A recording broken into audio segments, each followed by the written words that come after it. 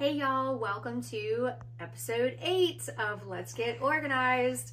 So in this one, I want to show you how I store art that is completed and ready to go to an art sale or be put on my Etsy store. So again, I use these airtight bins. So, this is a work table. This is the table where I do a lot of wet media and mono printing. Currently on top of the table is art that I just finished that has to get stored. It has to get cataloged, scanned, all of that before it can get stored. But in these bins, so again, clear so that I can at a glance look at the bins and see, oh, I know exactly what's in there. So in this bin, for example, this is all of my ephemera kits and my junk journals. So this is Etsy store product that if I was doing an in-person sale, I can grab this whole bin and take it with me. Also, I've got art. This bin here, ooh, this is a hefty one. This one's got books in it, handmade journals. It's got some art. It's got, these are also books, bookmarks. So, everything in here is either in my Etsy store or going on to the Etsy store. So I do try to keep Etsy items together so that they are easy for me to grab. But also, I try to maximize the bin and put as much as I possibly can in them. I do keep a box of Irish Spring in each bin, and this is it. This is how they are. I've got one other area where I do keep, this is a lot of what I would consider products. So it's handmade books, it's the ephemera kits and things like that. In this bin is framed art. So all of this is art that's in a frame. They are wrapped accordingly and they just live in there.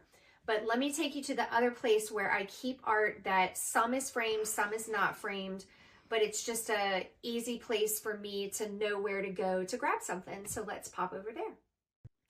Hey y'all, so here's where I store pieces that are framed and pieces that are just matted or in clear bags.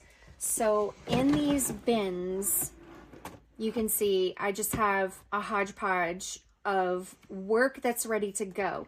So for example, for the art association that I'm in, we change out the members gallery pretty regularly. So I make sure that I've always got work that is framed or newly ready to go. So if in a jam, all of a sudden I lost track of the calendar and I've got to switch out art, I can come here, grab pieces, take it to the gallery.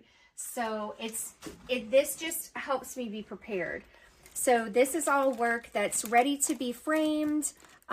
These are already matted. Lots of this is in the Etsy store. So when it sells, I know I come here, I grab it, package it, ship it away to its new home. So I love these bins. It's also having them out like this work in particular, it's so colorful. It actually makes me happy just to glance over and see work that I've made piled up, colored. It's fun, ready to go.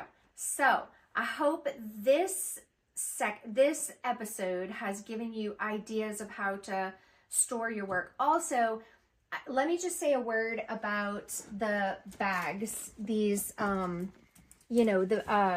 plastic bags. So I pretty much store everything in these cellophane bags. I buy the mats pre-cut, ready to go. I also buy the backing pre-cut for pieces that I know are going to be for sale. Even my work that I'm not selling, I will store it in the plastic bags. It just keeps your art safe. I live in the deep south. It's very humid down here. This is just a way for me to keep humidity out of my stuff, out of my work, especially paper pieces.